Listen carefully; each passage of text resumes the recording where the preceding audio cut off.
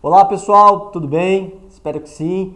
Estamos aqui fazendo um novo conteúdo para vocês, né? Nós iremos elaborar um playlist relacionado a gerenciamento ambiental e logística reversa. Fiquem ligados e vamos para o vídeo que tem muita novidade para vocês. Vamos falar sobre documentação, sobre cronograma, sobre destinação dos principais resíduos gerados aí na sua oficina, como pneus, baterias, peças de suspensão, embalagens contaminadas e muito mais. Então, fiquem ligados e vamos para o vídeo. Bom, pessoal, e para falar sobre gestão ambiental, logística reversa e tudo que é relacionado a descarte ambientalmente correto, ninguém melhor que o Marcelo, da Amazola Ambiental. Marcelo, muito obrigado pela presença, seja bem-vindo. E aí, fala pra gente um pouquinho sobre essa gestão de resíduos, a gestão ambiental como um todo, para os nossos amigos aí do canal CTTI e Max Training. Legal. Eu que agradeço a oportunidade de estar aqui compartilhando um pouco da nossa experiência, do nosso dia a dia, né? Então é muito bom. Bom, falar um pouco de cada resíduo. Antes disso, acho que cabe falar um pouco de requisitos, né? Que hoje, para essa operação, nossa unidade cada unidade tem mais de 300 requisitos aplicáveis. Entre os principais, que comprova a destinação para cada cliente, o MTR, né? E as licenças específicas para esses resíduos, do tratamento deles. Então, tudo isso a gente atende. E para a operação, né? Antes de falar do resíduo, o que é importante para a gente é ter a programação, porque cada oficina, cada ponto gerador, ela tem uma necessidade diferente. O volume que ele gera é diferente de um do outro, o espaço de armazenamento, a localização. Então a gente tem que achar o melhor ponto para atender a oficina, né, nessa coleta, para não trazer problema para ele em relação ao volume. Tem muito e tal. Então a gente tem um programa que comunica toda a parte de gestão da empresa, como a gestão de programação, a parte de ambiental e qualidade. Isso faz com que a gente atenda cada ponto gerador na sua necessidade. Então a gente tem por prazo, ou o cara quer uma vez por mês, ou cada 2 semanas, ou toda segunda-feira, ou por volume, que aí entra um outro sistema do Rastrelog, que a gente consegue gerenciar isso, né? Para que a gente consiga fazer toda essa operação no menor tempo possível, no menor impacto ambiental para os nossos clientes também. Entendi, muito legal. E até dentro desse olhar, né, para cuidado da gestão ambiental, para esse gerenciamento melhor feito, a empresa ela precisa ficar atenta com alguns pontos específicos, né? Tem essa logística que você falou, o volume, tem a questão documental também, tem a questão do tipo do resíduo que ele gera, tudo isso vocês coordenam junto com a empresa. A legislação ela trabalha em grandes focos, que é o resíduo classe 1, que é o perigoso, que é nas oficinas principais é o que está contaminado com óleo. Então é desde a embalagem, os filtros, estopa, pano, EPIs também, esse material é tratado como resíduo perigoso. E para isso os caminhões tem um CIV CIPP, que é uma licença para isso, licença para transporte em determinadas rodovias ou municípios, por exemplo, São Paulo tem uma licença diferente para entrar com resíduo contaminado. Então, cada município tem regras diferentes, tudo isso para a gente poder atender a legislação. Já o classe 2, que não é o perigoso, ele já é mais fácil, mas quando a gente faz uma logística, é uma logística única, para a gente poder otimizar isso. Não separar, né? Então a gente consegue fazer isso. Além de tudo, tem o plano de atendimento à emergência. Caso aconteça algum acidente, ser tratado e remediado no menor tempo possível ali. Graças a Deus, nesses 32 anos, nunca precisamos utilizar nem o plano, nem seguro, nem nada. Então isso é muito bom. Perfeito. E antes de nós entrarmos aí no nosso próximo assunto, Marcelo, a Amazola, né, é uma empresa situada em Valinhos, né, interior de São Paulo, aí você acabou de falar também que tem mais de 30 anos aí no mercado, né, com experiência. Vocês, uma curiosidade, vocês atendem o Brasil inteiro e todo o segmento de manutenção automotiva. Isso seria muito bacana, né, Danilo? A gente mostrar, né, divulgar isso mesmo, que com certeza, Marcelo, isso vai despertar muita curiosidade e grande parte das oficinas, dos nossos parceiros, né, vai surgir algumas demandas e vai ter essa curiosidade de realizar a destinação certa dos resíduos, né, gerados na oficina. Isso é importante. Bom, nossa área de atuação direta para resíduo é toda a região sul e sudeste. Então, desde o Rio Grande do Sul, Santa Catarina, Paraná, São Paulo, Minas, Rio de Janeiro. A gente tem mais 3 filiais, que é no Rio Grande do Sul, em Paraná e no Rio de Janeiro. A gente já consegue atender toda a região sul e sudeste. Então a área de abrangência nossa já é bem... Se falar no Brasil, o percentual é grande. Ainda não temos nada na região nordeste. Mas outras operações de logística reversa a gente consegue fazer, porque aí já não é o resíduo, é algumas... especificamente para algumas fábricas de autopeças, é fazer essa operação para eles. Aí a gente atende a nível Brasil. Mas a gente consegue atender todos eles. Não sei se eu respondi. Não, respondeu. E é uma região também de atuação onde nós falamos que a locomotiva do Brasil, né, é situada nessas áreas principais, né, sul, sudeste. E com certeza onde demandam uma boa parte dos resíduos, né, estão nessa região do país. Que bom que vocês têm uma grande área de atuação e podem ajudar até mesmo quem hoje não tem uma empresa que possa destinar corretamente os seus resíduos, procurar por vocês, né, como um direcionador. Inclusive, ampliando um pouco mais, a nossa atuação é pequenas oficinas, pós-combustível, o transportador, o centro automotivo, a concessionária, tanto faz se é de linha leve ou linha pesada. Então a gente tem essa abrangência, então é desde a oficina comum, a centros automotivos e até funilarias. Então todos os tipos de resíduos sólidos a gente atua, sem problema. Excelente, muito bom, Marcelo. Legal, então, essa introdução que nós tivemos aqui sobre o início aí da logística reversa, né, gestão, gerenciamento de resíduo. Falamos sobre logística, documentos, né, o próprio resíduo em si, o volume que cada oficina, né, gera para poder ter a correta programação, não é mesmo? Então, para o nosso próximo tema, vamos falar um pouco aí sobre, talvez, nas oficinas e auto centers, um dos maiores resíduos e mais complicado de se lidar, que são os pneus. O Marcelo, conta pra gente então um pouquinho sobre pneus aí, como que é feita a gestão reversa desse produto, né? E as principais destinações que vocês dão para ele. Legal. Hoje, falar de pneus, a gente tem que dividir um pouco em duas categorias, de automóvel e de caminhão. O de caminhão, hoje, ele já vem como uma tratativa que o próprio frotista, o caminhoneiro lá, ele faz a recapagem, ele utiliza até a vida útil. Então, o pneu, quando vem para cá, a gente só faz o acompanhamento. Então, até abrindo um parênteses, todos os pneus utilizados o sistema do Rastrelog, são as etiquetas que rastreia do momento que ele foi gerado até chegar aqui, para onde ele foi. Então esse processo é totalmente fechado. O meu cliente ele consegue acompanhar isso, se está lá, se já chegou aqui, todo esse processo. Isso aí acho que é muito legal. Você está dizendo então que tem ali uma forma de monitorar todo o caminho que esse pneu está fazendo até o destino final. Então, sim. Saiu do carro do cliente, ele vai saber a hora certa que chegou para o... Sim, aí a gente começa a rastrear, porque da hora que ele nasceu, que foi feito o cadastro dessa etiqueta naquele pneu, né, a gente sabe que está lá, conseguimos monitorar o volume, né, quando foi feita a coleta, aí anexa lá no sistema, data que foi feita a coleta, o número da ordem de transporte, quem foi feito, aí a gente consegue rastrear tudo. Quando chega aqui, descarrega, conferência, depois a triagem, tudo isso vai lendo essas etapas para confirmar a chegada do material aqui. Não é só para pneus, é para outros itens também. O sistema ele é bem robusto, né? Então isso tem ajudado bastante aí na rastreabilidade. Nossa, que demais, né? Porque realmente é algo bem diferente. Ele é equivalente àquele produto que você compra na internet e acompanha lá, né? Saiu para entrega ou está em trânsito, chegou ao destino final. E já tem isso para pneu, né? Para produtos aí recicláveis. Sem dúvida. E aí, com a informação, cada um pode utilizar isso da forma que quiser. Só a oficina querer saber, ela quer passar um certificado para o cliente. Aí há N possibilidades, que aí é o ponto gerador que determina. Era exatamente isso, Marcelo, que nós iríamos perguntar para você. Se com esse sistema do Rastrelog, né?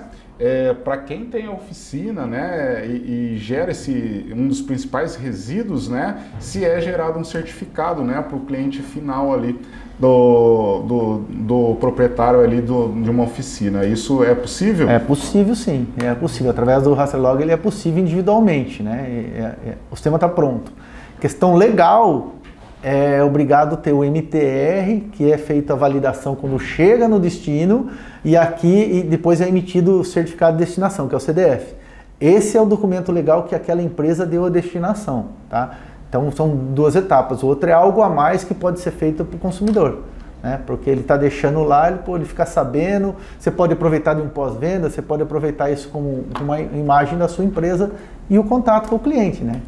Voltando a falar um pouquinho, que nós vivíamos um pouquinho da reciclagem do pneu, né? Hoje no Brasil basicamente existem, no passado era só a parte de coprocessamento, para quem não conhece, coprocessamento dos pneus inservíveis triturados, é tirado parte do aço dele, vai para as fábricas de cimento, ele é utilizado como combustível alternativo. Fala, mas vai ter a queima. Gente, isso é verdade, é um combustível alternativo, porque se não tiver o resíduo, ele vai ter o carvão mineral, o coque do petróleo, porque ele precisa ter a temperatura. Para derreter a rocha, eu não sei exatamente a temperatura, mas 1.500, 2.000 graus, não sai fumaça nenhuma. Então ele é bem controlado. E cada fábrica de cimento, né, eles têm todo o sistema de emissões, tá dentro do limite que a legislação local determina.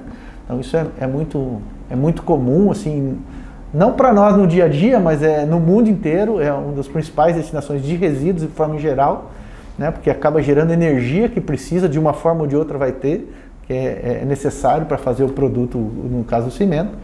Mas hoje já vem tendo outras tecnologias e eu quero fazer a parte da reciclagem da borracha, como borracha mesmo. Então, a dificuldade, o que é principal? Imagina você pegar um pneu de caminhão e transformar isso em pó, igual talco então, assim, tritura, aí você tira o aço, você tira a lona, tritura, tem que ficar muito pó, aí ele pode ser reutilizado ou para fabricação de peças de borracha, ou para o asfalto, ou para algumas indústrias que utilizam a borracha no composto do seu produto. Então, passa a ser a reciclagem. E ainda existe já desenvolvimento da tecnologia para até voltar isso em pneus. Lembro que para pneu de automóvel e caminhão, a especificação é muito complexa, porque cada um tem a sua receita, cada fabricante da massa para poder fabricar. Mas chegar na tecnologia que não afete o produto final, eu acho que esse é o desenvolvimento de cada fabricante já há muito tempo, para conseguir fazer isso, né? Então existe essa tendência. Então pneus, sei lá, de motos, de baixa cilindrada, de carrinhos, essas coisas, já estão sendo utilizados, bicicleta, já estão sendo utilizados de borracha reciclada. Então aproveita isso. É verdade, porque o pneu, né, você tem várias aplicações para eles, né? Então tem pneus de construções diferentes que vão mais aço na sua carcaça, né? Sim. Os famosos radiais, e tem aqueles convencionais, linha agrícola, né? Um exemplo de moto, bicicleta, que eles já têm uma construção com menos componentes, né? E aí você consegue separar e dar um destino diferente para esses, né? E a questão também da matéria-prima utilizada na fabricação, cada fabricante tem o seu segredo, então um vai ter uma composição diferente, sei lá, uma sílica, né? um amianto específico e tal. Isso tem que ser tratado aqui, tem que ser separado para não dar diferença no produto final. Já existe outras tecnologias em amadurecimento, na verdade, né? Para uma pirólise e tudo mais, mas ainda estão uma etapa ainda tem algumas etapas para frente, mas também são alternativas, né? Eu já conheci reciclagem com hidrojato de água. Imagina você pegar pneu fora de estrada e ficar que nem uma máquina de pressão de água e ficar esfarelando o pneu ali. Então são tecnologias diferentes, né? E tudo isso depende muito do que tipo de pneu você vai reciclar. Como você falou, tem pneu de construção convencional, né? O diagonal. Esse não tem a composição de aço no meio. A reciclagem dele, ele pode ser feito até de peças de outros produtos, só que cada vez mais tem menos pneus desse, né? A radialização tá muito grande. E aí sim, esse pneu radial de caminhão, por ser uma borracha diferente do de automóvel, esse vai para reciclagem de borracha, fabricação da borracha, porque ela tem uma composição da borracha diferente do de automóvel. O de automóvel, basicamente, ele vai para coprocessamento. Então, hoje a gente consegue fazer uma divisão que já é um ganho. Antes era tudo um caminho. Então, a reciclagem é melhor. A hora que isso voltar para fabricante de pneus, numa linha, acaba tendo outro ganho. Aí fecha a economia circular, né? Hoje ainda está no caminho da reciclagem que já é conhecido, né? Interessantíssimo, né? E a gente, no nosso dia a dia, às vezes, se depara com vários tipos de produtos reciclados, e às vezes nem sabe que alguns deles é derivado do pneu, né? Eu recentemente fui jogar futebol no Campo Society, lá tinha raspa de borracha. E me parecia muito ser raspa de pneu reciclado, né? E eu perguntei pro proprietário, ele falou que sim, compra raspas de pneu para jogar na grama sintética, né? Para poder dar mais atrito ali para os jogadores. Depois eu vi isso também em academia, aquelas placas de borracha, tatame que tem também, né? Antes era quase que um outro tipo de material que usa, mas agora tem nas academias também muitas dessas placas, né? Essas são alternativas extremamente boas, viáveis, só que a questão de transformar um pneu naquilo é uma reciclagem do pneu. Quando eu trato da raspa de uma recaustagem, um processo de recaustagem, eu estou dando o destino correto do resíduo, mas o pneu está rodando. Então é um conceito um pouco diferente. Reciclar a borracha que veio do resíduo da recapagem é super legal. Isso vai agregando a necessidade de produtos e tudo mais, mas o pneu ainda está rodando. A reciclagem do pneu é uma outra, tem volume, né? É completamente diferente, né? Mas é bem legal, isso mesmo. Tem várias formas de aproveitar. Que bom. Legal saber de todas as possibilidades, acho que o pneu tem de destino, porque se você olhar o tempo que um pneu se leva na natureza para se deteriorar, né? E o pneu, quanto ele é contaminante, numa questão de ficar exposto no ambiente, cair num rio, cair ali num lugar onde pode ter queimadas. Antes dele até conseguir contaminar o solo de forma direta, ela tem ocupação do solo, tem acúmulo de água, proliferação de insetos então, a famosa dengue, né, Marcelo? A dengue e tal. Então o cuidado já começa aí, lá com o auxílio para a oficina, como ele deve armazenar. Hoje, de regra geral, todos os resíduos guardados no lugar concretado, direitinho e coberto. É a lição básica, vamos dizer assim. Aí você tem separado para poder fazer essa coleta. Isso é uma das partes que nós auxiliamos o nosso parceiro, a melhor forma de embalagem para que ele armazene isso de uma forma simples, tranquila, atendimento, legislação e tudo mais. A gente consegue auxiliar isso aí também. Ele tem que pensar no negócio dele, que é atender o cliente, fazer o serviço, cobrar a peça e tudo mais. Então esse é o negócio dele. A hora que ele entrar no armazenamento, ele tem que ter essa tranquilidade que dali em diante a gente auxilia ele ali, faz ele cumprir toda a legislação que é aplicável a ele e a gente dá total garantia. E sempre buscando a melhor alternativa de destinação. Porque assim, o caminho de fazer essa reciclagem, por exemplo, o exemplo do pneu, o compostamento ele é bom. A reciclagem é melhor. Opa, vamos tentar o máximo que a gente consegue aqui, tá? Esses caminhos. Isso é feito em todos os processos. Que jeito você faz sua reciclagem e do que jeito uma outra empresa faz? Isso aqui está mais coerente, cara. Você precisa melhorar aqui. Então a gente incentiva isso com os nossos parceiros. Então para ter qualidade nesse processo. Realmente. E até para a gente finalizar, né, uma boa prática para quando você tem uma destinação correta dos pneus é você passar isso para o seu cliente. Eu acredito muito ainda que o consumidor, né, as pessoas, os usuários, né, desse tipo de meio de transporte, né, o carro que vai gerar resíduo, está preocupado na hora da manutenção, o que você vai fazer com aquilo? Né? Aí eu já fui vendedor por alguns anos e o cliente perguntava... vocês compram pneu, né, pra gente? Não, a gente dá o destino ambientalmente correto, né? Tem uma empresa, uma Mazola aqui na nossa loja que retira o pneu e dá o destino correto.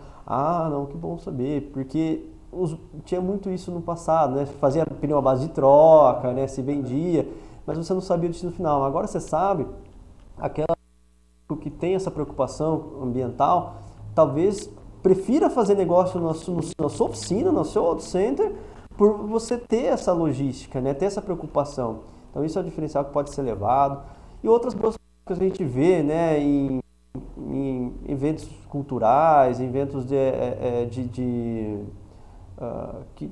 que as cidades, alguns municípios desenvolvem para reciclagem mesmo. Tem o Dia Mundial do Meio Ambiente, o Dia da reciclagem, que daí a pessoa vai fazer vaso, né? Tem uma vizinha minha lá da rua que desenvolve aquelas mesinhas, põe tampa de vidro em cima do pneu, né? Para poder servir ali como um puff, como um apoio de alguma coisa. Então tem várias formas de aproveitar o pneu, até no seu dia a dia, fazer balanço para as crianças, né? Quem nunca, né, andou num balancinho de pneu? Nos dias de hoje, né? Nos dias de hoje é capaz do balanço ser eletrônico, mas... Por aplicativo, é isso aí. A parte, lógico, a parte comercial do cliente querer saber se tem valor ou não, nós buscamos ter a receita dos resíduos da melhor forma possível, desde que não tenha impacto ambiental, não tenha impacto social, a gente tem que garantir tudo isso, desde a logística, todo o processo. E de transporte, descarga e tudo mais. Então, é normal o cliente querer saber o valor. Nós temos que buscar isso, porque a logística é muito cara, né? Você tem funcionários, CLT, tudo atendendo às normas, os requisitos de segurança, né? Então tudo isso é obrigatório, como a oficina tem que ter ela também. Né? E a hora que ele começa a ter, mostrar esse diferencial para o cliente, hoje, cada vez mais, o cliente tem essa informação, ele sabe que precisa ser dada a destinação, então ele acaba sendo mais, opa, esse aqui... vou dar preferência para esse. O preço sempre interfere, mas cada vez menos. Ele acaba tendo essa cobrança, né, do meu fornecedor tem que ter na cadeia de responsabilidade que cabe a ele, né? Então é isso que é um ponto principal. Excelente. Legal, então ouvimos bastante aqui sobre o tema de pneu, né? Qual que é o correto destino de pneu. E vamos agora para o nosso próximo assunto, né, Marcelo? Qual que é o próximo assunto, Léo, que a gente tem aí? O próximo assunto me despertou muita curiosidade, Marcelo, que nós gostaríamos de saber como é feito a destinação dos metais, né? Por exemplo, os resíduos gerados na oficina, como bandeja, pivô, terminal, toda a parte da cadeia ali de suspensão, né? Então, freio também, disco, pastilha, até mesmo embreagem, não é mesmo? Então, Marcelo, nós gostaríamos que você falasse um pouco pra gente como é feito essa parte de reciclagem, né? E a coleta também dos metais. Legal. Bom, a parte metálica, né? A sucata metálica, ela vem coletada no mesmo fluxo, né? De todos os resíduos. E aqui elas são armazenadas em caçambas de entrega direto para algumas siderúrgicas. Grandes siderúrgicas como Gerdau e tudo mais. Porque eles fazem a fundição e volta matéria-prima para outras peças, seja o ferro da construção, seja a especificação de cada produto final. Então todo esse material ele é feito dessa forma, ele vai para a siderúrgica. O disco de freio, o tambor de freio, que é ferro fundido, isso a gente já faz uma operação envolvendo o fabricante, porque ele já tem uma especificação para fabricar o disco de novo. Então a gente consegue fazer, em vez de ir para a siderúrgica, transformar numa matéria-prima e ir para uma fábrica, ela já é uma matéria-prima para a fábrica fazer o produto de novo. Então aí veio uma economia circular. Isso é uma logística reversa, não é mesmo, Marcelo? Exatamente, é isso aí. Isso eu acho que foi uma curiosidade interessante que eu fiquei sabendo agora, né? Então o que é de ferro fundido consegue ser reaproveitado. Direto, né? Não que o outro não é, tá? O outro vai para uma transformação, reciclagem, depois vai para uma matéria. Né? Ela consegue ser reaproveitada para a mesma finalidade, o tambor, o disco, eu consigo daí tratar ele na indústria ele volta direto para uma matéria-prima para confeccionar de novo uma nova peça. Matéria-prima direta. Excelente. Que bom. E realmente os metais, né, é um dos maiores... Uma das maiores partes do carro hoje é feita de metal, né? Volume em peso é o metal. Que bom. Legal. Então, acho que da parte de metais é interessante saber desses processos também que existem para a destinação deles, né? Também dá para fazer artesanato com metais. Eu já vi cadeira, né? Feito de embreagem, né? Corrente, reaproveitado para várias outras finalidades. E aí, depois desse de metal, uma curiosidade que eu tenho também de saber é com relação às baterias. Então as baterias, o Mazola também faz a coleta dessas baterias nas oficinas? Sim, Marcelo? Nós fazemos. Hoje a nossa operação de bateria especificamente mais é voltado para atender o distribuidor ou o fabricante. Tá. Porque hoje toda bateria que é vendida, eles solicitam que é o seguinte, olha, se não tiver a base de troca, o valor é inviável. Então não tem sentido você trocar uma bateria se ela estiver boa. Ela está ou não está. Trocou, essa tem que voltar. Então é atendimento à legislação ambiental, de logística reversa da bateria, riscos, porque a bateria contém ácido e chumbo, né? Então esse tratamento volta ao fabricante. Então a gente faz essa operação de logística reversa atendendo ao fabricante e ao distribuidor dele. Então a gente tem quem distribui numa determinada região, através do Rastrelog, a gente sabe que está lá, faz a logística, armazena e encaminha para o fabricante fazer o processo de reciclagem, separa o plástico, neutraliza o ácido e trata do chumbo para fazer lingote e voltar para a fábrica de chumbo. Então também é uma economia circular, né? E transformando em matéria-prima para a própria bateria, com todos os cuidados, porque envolve, falando de chumbo, que é metal pesado, e falando de ácido, né, todo esse processo aí tem que ser muito bem controlado. Mas tendo isso... É verdade. E até, de novo, retomando aos tempos de vendedor que no passado, eu lembro que na troca de bateria tinha essa política dentro da empresa lá, que era, ó, o senhor vai deixar a bateria velha ou vai levar, né? Porque você tem esse valor do casco, né, para a fabricante. Ela tem esse compromisso com o governo de saber que você está recolhendo aquele produto que você está gerando, que é extremamente contaminante, né? Ácido, chumbo e tal. E se você não deixa a bateria velha, você acaba pagando mais caro, né? Sei lá, que nem um botijão de gás na sua casa. Se você vai comprar só o botijão, é um preço. Se você vai comprar trocando, é outro. Exatamente. O vasilhame do refrigerante, que é de vidro, você trocar é um preço. Então, você o conceito que foi criado lá atrás e que vem voltando cada vez mais, né? E é de extrema importância para o meio ambiente, para a economia, para a sociedade. Isso é de extrema importância, já através da legislação vem mudando, mas também do interesse do fabricante, porque, pô, se aquilo ali pode ser transformado em matéria-prima de novo, melhor ainda, né? Então não tem problema quanto a isso. Então e bateria, né, não é só automotiva, você tem as baterias estacionárias, né, tem baterias aí barcos, né, motos e tudo mais. Mas assim, nós dividimos um pouco a questão. Bateria chumbo ácido, ela pode até ser estacionária, mas sendo chumbo ácido, ela tem uma pegada diferente. Porque agora já tem as baterias de carros elétricos, já é um outro segmento, ainda que novo, mas já existe esse caminho de reciclagem também, já está sendo desenvolvido, porque a tendência é de aumentar muito. É um outro processo, né? Uma outra conta. Porque os metais que tem ali é totalmente diferente, então é um cuidado bem diferente. Tá, então essa, até para ter esse gancho, é um projeto que está em desenvolvimento ainda, não tem ainda algo padrão nível mundial, né? Cada um ainda está já tem o desenvolvimento, mas você imagina assim, se tem uma... No Brasil já tem, eu conheço uma empresa que faz isso, esse processo da parte da reciclagem, de aproveitar ela, não serve mais para carro, mas são células. E são módulos que tem ali, né?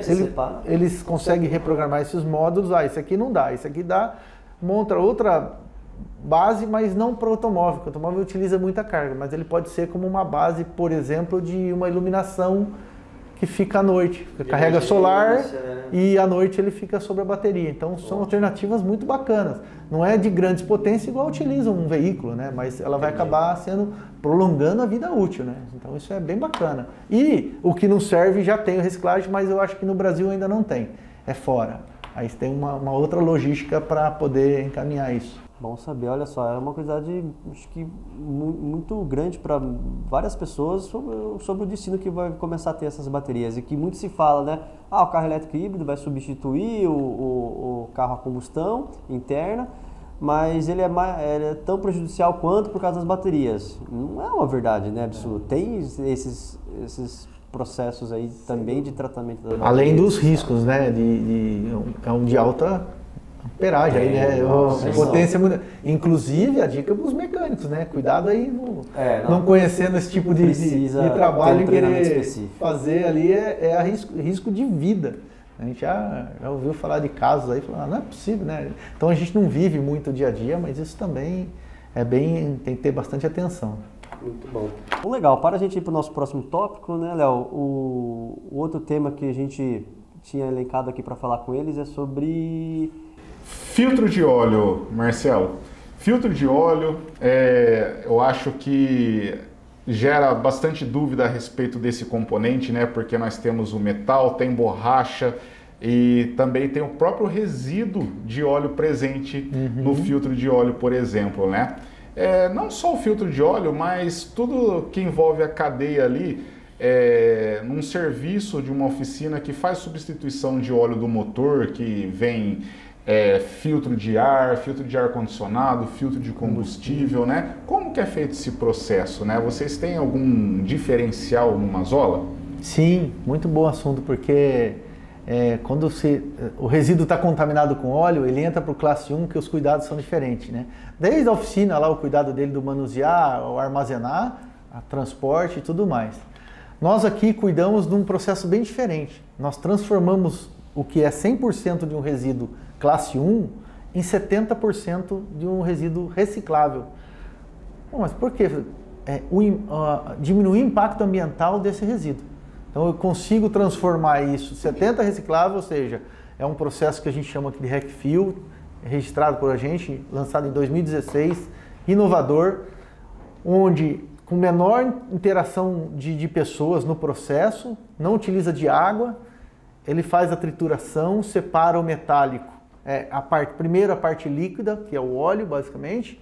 Toda essa parte líquida vai para o armazenamento, depois o óleo vai para refino, voltando a ser óleo de novo. Então a gente consegue ter esse caminho. A outra parte mais pesada, que é a parte metálica, vai para a siderúrgica, volta a ser aço de novo, de outras formas, ou até mesmo para a base da mesmo... Então, na própria trituração ali do componente ali do filtro de óleo, é separado o metal e também o resíduo, né? O óleo que está contido dentro do componente, é isso? Isso, exatamente. Separa tudo isso e aí sobra em torno de 30%, que basicamente é a parte o elemento filtrante, o papel, né? Vamos falar assim. Que aí tem guarnições de borracha, tem um filtro lá que é de um outro material de plástico, mas esse material ele está contaminado, mas ele não escorre mais, ele já tem ele é quase seco, e esse material vai para coprocessamento também, como combustível. Então nada vai para aterro. Nesses 32 anos de história, nós nunca mandamos 1 quilo de resíduo para aterro. Então a gente envolve sempre na economia circular, seja até como combustível ou a reciclagem, que é o ideal, né? Então a gente consegue transformar isso. E os outros resíduos contaminados, estopa, panos, EPIs, também vai no mesmo processo, né? Se ele tiver parte metálica ou líquido excedente, ele sai e ele já vai triturado depois só para o mesmo caminho. A gente consegue controlar tudo isso. Entendi. Até nesse ponto de embalagens contaminadas que queria completar, né? Ele vai seguir um processo por estar contaminado igual ao do filtro. Então, se eu tenho lá o frasquinho do litro do óleo, do fluido de freio, da caixa ou da embalagem do cilindro, né, etc. Se o papelão estiver contaminado com óleo, caminha o mesmo. Tá. Mas se a embalagem de óleo, por exemplo, que ela é iminente de contaminação, ele vai para um processo de reciclagem para a empresa especializada em reciclagem de embalagem contaminada. Porque ela tem que ter a lavagem e o tratamento da água. Não adianta lavar e jogar para o meio ambiente. Tem que lavar, né, para descontaminar o plástico e reutilizar isso em outros produtos, conduítes de energia, enfim, produto plástico pode ser infinito. Não pode ir para a linha automotiva, para a linha de consumo de alimentos, né, mas para determinados itens não tem problema, ainda que foi descontaminado dessa forma.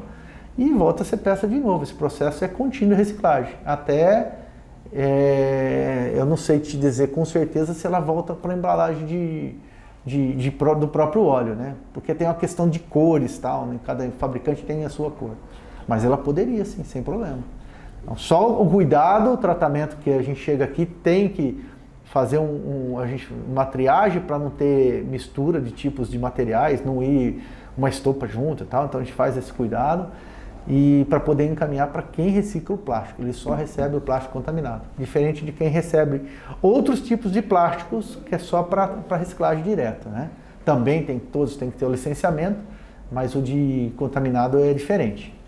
Ah, excelente, porque você tem essas embalagens contaminadas, né? Você falou no começo do nosso vídeo sobre EPIs, que tem as luvas, né, de vaqueta, nitrílica, de tecido, que vem contaminado de óleo, graxa. Máscara, protetor auricular. E uma curiosidade a mais, uniforme, bota, sapato de segurança, esse vocês coletam ou esse vai para um outro destino que daí o dono da oficina que tem que ver na região? Pode vir. Tudo junto, Também, sem problema. também. Tratado como... Porque muitas vezes você tem a marca, a característica da empresa também. Aí ele está usado, o gasto não dá para reutilizar mais. A gente faz essa descaracterização no mesmo processo, que ele vai como destinação depois para coprocessamento. Também não vai para aterro. Inclusive, enfatizar um pouco mais aqui os insumos, né? Quando você fala de EPIs, tal, é os insumos para o negócio da oficina, enfim. E a gente atende mais do que isso, né? Por exemplo, as lâmpadas fluorescentes, as lâmpadas do local, as oficinas de funilaria que tem cabines, tem os filtros, a gente também trata disso, quer dizer, não é só a peça retirada do carro, é o que mais gera de resíduo que a oficina gera que a gente trata, que é obrigado a eles dar a destinação. Então a gente já faz nesse mesmo processo, otimizando os custos aí. Olha só, então também vocês quer dizer que vocês retiram a parte de iluminação queimada, né? Restos ali de fios da troca das lâmpadas, de algum processo de manutenção que tenha. E o contrapeso, vocês também recolhem, é isso? Sim, contrapeso sim. E sempre, como todos os outros resíduos, o contrapeso a gente sempre envolve o fabricante, para que ou direto ou através do reciclador volte a fabricar o mesmo produto. O contrapeso não é diferente. O que é feito esse processo, porque hoje já tem várias alternativas de matéria-prima. Antigamente era só o chumbo. Então essa triagem, esse processo tem que ter um cuidado diferente, né? Do zamac, do aço e do chumbo, porque é o chumbo tratado com cuidado para fazer o contrapeso de novo. Mas isso a gente faz também. Volta o fabricante para poder fazer isso e fornecer. Então vira uma economia circular também. Tá, então você quer dizer que numa oficina, de repente, vocês conseguem atuar em todo tipo de necessidade que ela tenha de descarte. Tirando o material de construção, você de repente, olha, uma bancada de serviço estragou, um carrinho de ferramenta, né, um elevador, uma desmontadora que não tem mais reparo, não tem mais o que fazer. Se a oficina precisar de uma mola, vocês conseguem fazer essa coleta e dar o destino correto desses materiais. Fazendo parte do grupo desses resíduos, o que a gente marca, isso bem você falou, né? Resíduo da construção, isso aí é bem tratado local, né? Na cidade, ali não justifica você transportar, não tem exigência tão... Cada município tem a sua regra lá, né?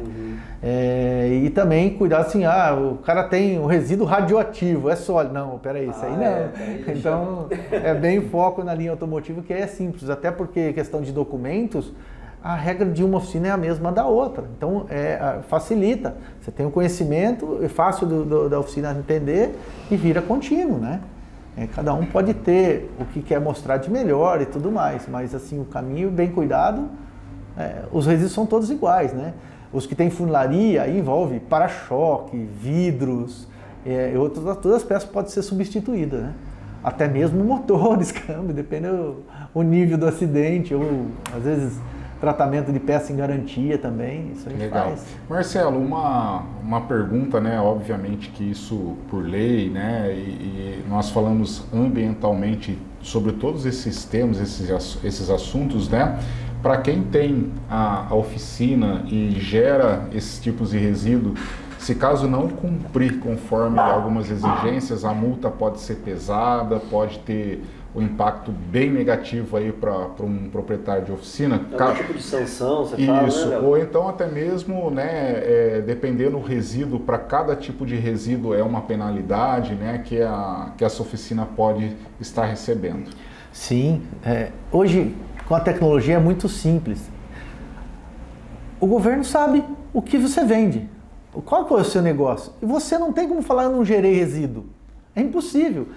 Mas eu entreguei para um catador de rua. O social me parece muito bom, mas e qual é a sua evidência? Entendeu? Porque ele também pode estar fazendo errado, ou indo material que não poderia estar indo para ele. A legislação não permite. Então são N fatores. Se você tem um negócio, você tem que ter a comprovação, né? De todos, você troca o pneu, você não tem pneu usado. O cara acabou fazendo um outro caminho que o cara utilizar. Beleza, mas você não tem comprovação.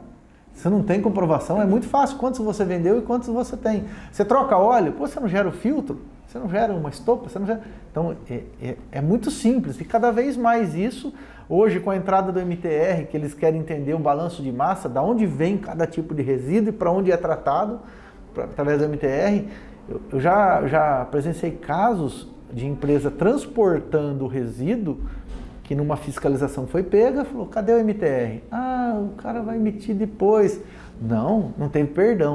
Foi multado o gerador em R$30 mil e o transportador em mais R$30 mil. E não é uma multa simples, eu estou falando de um simples documento MTR que é feito na hora online. Quem é o gerador, quem é o transportador, para onde está indo. Então tudo isso já é tratado em quem faz essa gestão. Então isso acaba dando essa... Quanto vale isso, né? Imagina, R$30 mil hoje para qualquer um, vai ter uma penalidade muito grande, que pode até, muitas vezes, custar o negócio dele. É verdade, até né, numa situação como essa, você deu um exemplo aí do social, né, o papelão, que é papelão, alumínio, né, muito utilizado aí pelos catadores, né, por cooperativas de reciclagem dos municípios, e é muito nobre esse trabalho, esse processo.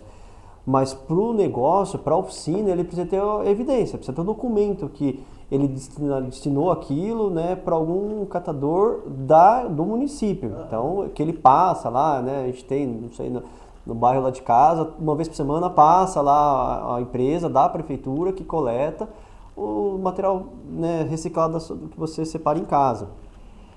Então, eu sei que todo dia tem aquilo, toda semana tem aquilo. Para a empresa, você tem que comprovar.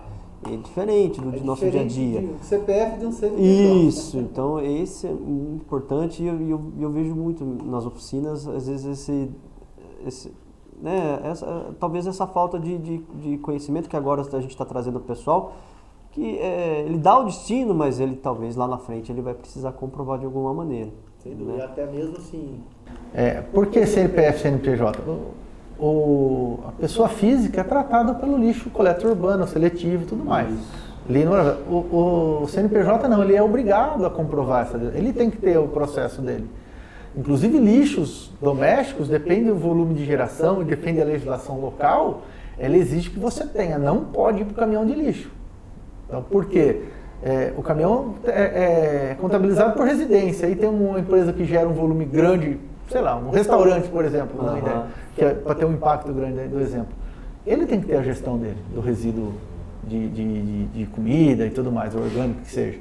Ele tem que ter. Não é a prefeitura obrigatória. Assim como o hospital, tem que ter um hospitalar, que tem um departamento totalmente diferenciado. Bem lembrado. Tem razão, verdade. E até fica uma dica, né, para vocês aí do canal que tem oficina, né, que tem algum comércio, auto center, que às vezes você está encostando aquela bancada, aquele carrinho, aquele equipamento ou uma ferramenta velha que não serve mais para nada, porque não sabe onde jogar, né? Então pode falar com o Mazola, né, fazer essa parceria, esse contrato e aí conseguir dar o destino ambientalmente correto, né? Fazer o 5S lá, né, que é aquela metodologia de organização, limpeza, né, processo na sua loja. Isso é um grande diferencial. Legal.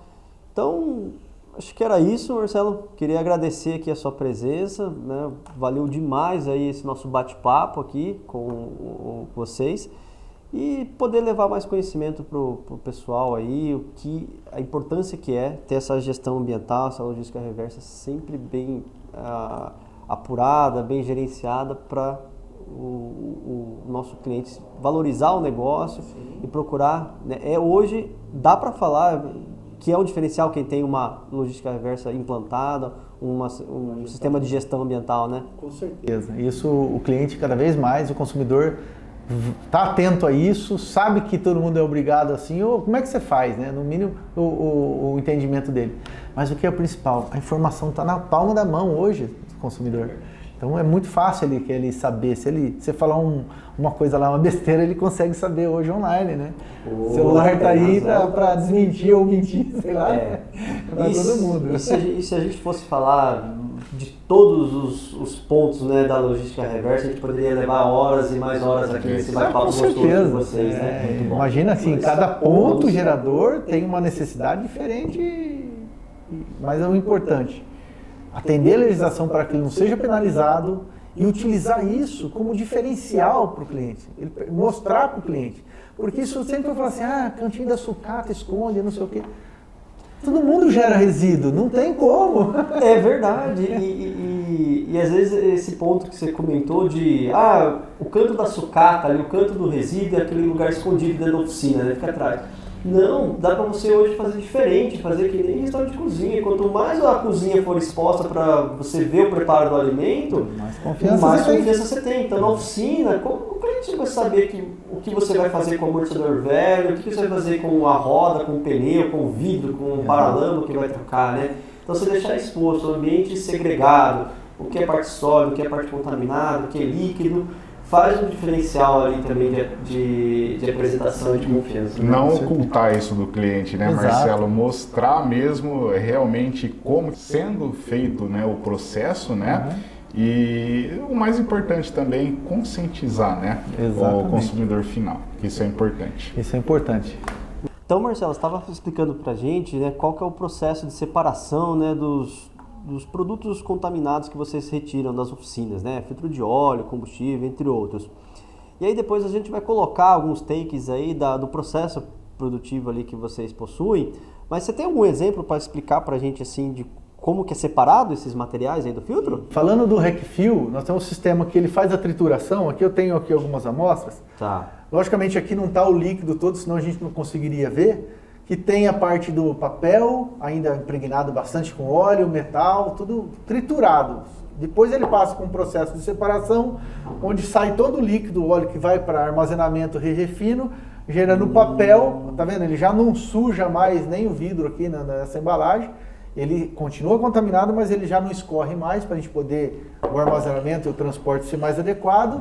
E o metal, que ele vai para reciclagem na siderúrgica. Então é um metal limpo, uma granulometria já própria, mais fácil para a reciclagem dele. Então esse é um processo de transformação do RecFill. Entendi. Puxa vida, e tudo isso é um processo, é uma máquina lá que faz isso ou tem coisa artesanal aqui, manual ainda? Não, esse é tudo automatizado, menor interferência humana possível, não utilização de água. Inclusive, Danilo, nosso sistema hoje de reciclagem, toda a nossa energia no nosso galpão, no nosso processo, é gerada internamente por fotovoltaica. Então a gente utiliza geração limpa para utilizar no nosso processo de reciclagem. Isso também já é um avanço aí de investimento que a gente tem feito para adequar isso aí. Puxa vida, que eficiente, né? Então realmente, além de fazer a logística, fazer todo o tratamento, vocês ainda usam o recurso natural aí, né? E que não é limpo, né? Limpo para poder, energia limpa para poder fazer esse trabalho. É isso não aí. É despoluindo uma coisa e poluindo outra, né? Exatamente. Então, literalmente é despoluindo. Despoluindo. Menor impacto para o nosso cliente. É isso que a gente tem que buscar. Muito bom. Legal, Marcelo. Obrigado, viu? Marcelo, tem uma outra curiosidade, né, em cima do que você estava falando aí, que vocês atendem a concessionárias, a funilarias, né, as oficinas Auto Center, entre outros, né? Vocês também coletam resíduo tanto de linha leve, carros de passeio, né, como linha pesada. E na linha pesada tem uma particularidade, né?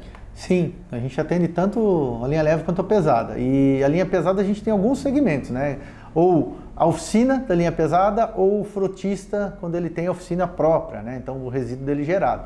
E a gente tem também a parte de remanufatura, por exemplo, que é as peças fabricadas originalmente por um determinado fabricante e a gente faz essa peça voltar a ele para que ele seja vendido como remanufaturado, né? Por onde ele consegue ter um percentual expressivo de valor abaixo do novo, porque está otimizando a utilização de peças do casco e vendendo no mercado com a mesma garantia, que ele é o fabricante original. É importante isso, o entendimento do remanufaturado é isso. É tratar isso como o fabricante original, toda a responsabilidade da construção da peça foi dele.